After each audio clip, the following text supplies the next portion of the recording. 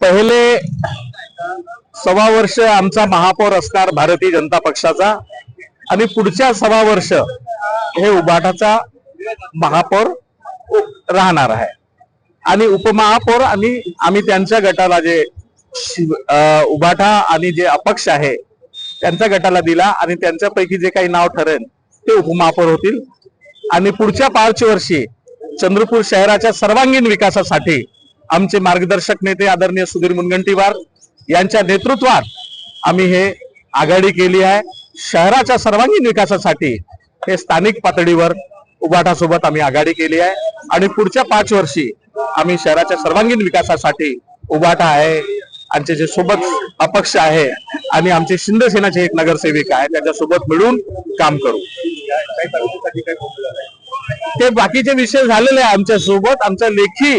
जे आहे करारनामा झालेला आहे, परंतु आता जे सांगत आहोत तुम्हाला की महापौर आणि